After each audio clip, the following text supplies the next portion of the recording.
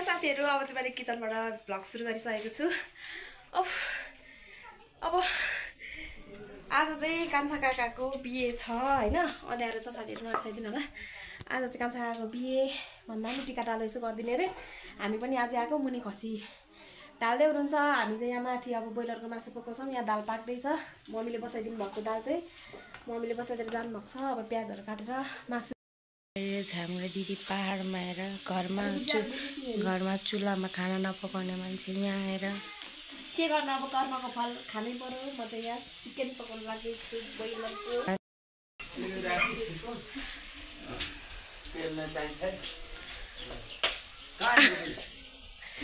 म चाहिँ मासु पकाउँदैछु। हाम्रो रेडी हुनुहुन्छ।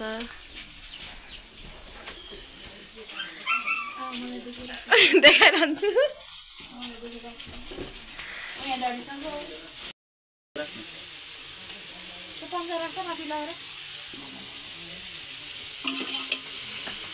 अर्ग्यानिक हैन, अब भन्नु न। फोटो खिचे होइन हौ, भिडियो बनाएको। देवेन्द्र के गरेको त्यस्तो? यता खाना पकाउँदै। वाउ, खसीको बुटन पाको है साथीहरु, मेरो बुढा भान्से। वाउ,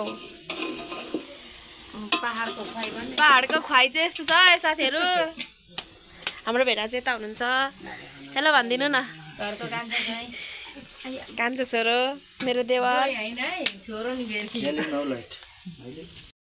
कस्तो अँध्यारो आएको।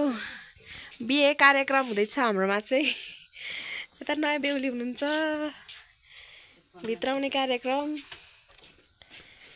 यता बुवाहरू हुनुहुन्छ, बेहुला बेहुली। हाम्रो काकी हुनुहुन्छ। यता डेडी चाहिँ टिका मुसेर आउँदै हुनुहुन्छ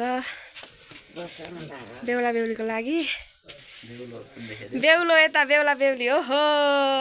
ल एकछिन है उभिनु है। साइलु खै अघि कता लानु होला।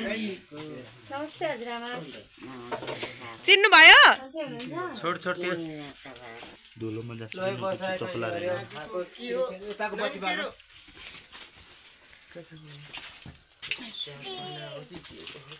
तल को छ? यहाँको लाइट भो खोइ बत्ती म त चिन्छु तपाईलाई। काका खोइ नै सक्यौ। अब के गर्ने? त्यही हो त चढ्नु जति पुलमा चढे। कस्तो मुटु काम्ने जाडो भएको। तपाईको पनि बेखानाजी बोलाउने है। अब मेरो त अझै 4-5 वर्ष लाग्छ। जति वर्ष भए पनि अब यत्रो टाइममा त बिर्सिन भन्नु न भाइ। बिहे भयो भने कसरी नबोलाउनु तपाईलाई म। बिर्सिनु भयो भनेदेखि त अनि कसरी बिर्सिनु? अघि त्यसरी न मुख फर्काएर हिँड्दै होला नि त, मैले देखाएको थिइनँ भने चिनिन बिर्सेको थियो भने। म क्यामेराम्यान, ल म फ्रीको क्यामेराम्यान।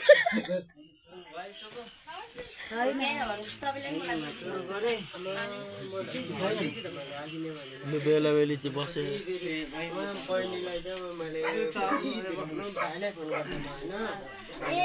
आउनु है काका।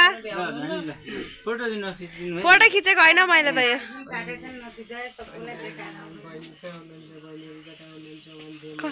फोटो खिचिदिनु त भाउजू। राम्रै आएन हेर्नु न, यहाँ कस्तो कालो आएको।